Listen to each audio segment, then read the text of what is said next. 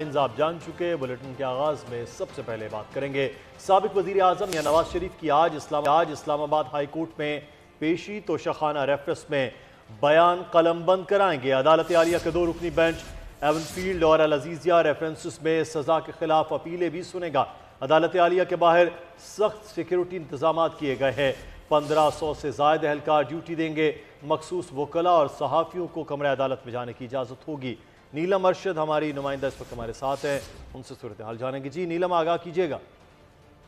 جی بالکل مدثر، آپ کو بتائیں کہ اب سے تھوڑی دیر بعد سماعت کا باقاعدہ طور پر آغاز کر دیا جائے گا۔ اپیلوں سے متعلق آج پہلی سماعت ہوگی میاں محمد نواز شریف سے متعلق، اور آپ کو یہ بتاتے چلیں کہ اس موقع پر اسلام آباد ہائی کورٹ کے چاروں طرف سیکیورٹی کے سخت انتظامات کیے گئے ہیں۔ اسلام آباد ہائی کورٹ کی جو انتظامیہ ہے، اگر اس کی بات کی جائے تو اس کی طرف سے صرف اور صرف گنے چنے تقریباً 30 ایک صحافی ہیں جن کو جو اسپیشل پاسز ہیں وہ جاری کیے گئے ہیں انٹرنس کے لیے، جن کو کمرہ عدالت تک رسائی حاصل ہوگی۔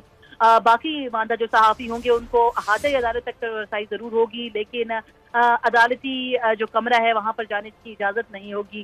دوسری طرف اگر جو ریاستی وکلاء ہے ان کی بات کی جائے تو تقریباً 10 جو ریاست کے وکیل ہیں ان کو اجازت دی گئی ہے کمرہ عدالت تک رسائی سے متعلق، جبکہ پروسیکیوشن کے بھی تقریباً 10 وکلاء ہیں جن کو عدالت جانے کی اجازت ہوگی۔ ساتھ ہی ساتھ وہ افراد جو کہ میاں محمد نواز شریف کے ساتھ کمرہ عدالت میں موجود ہوں گے ان کے لیے بھی اسپیشل جو لسٹ ہیں، فہرستیں ہیں وہ جاری نیلم، کی آپ گئی ہمیں ہیں۔ آگاہ کر رہے ہیں کہ کس طرح سے پاسز جو ہے وہ جائیں، مخصوص اجازت ہوگی۔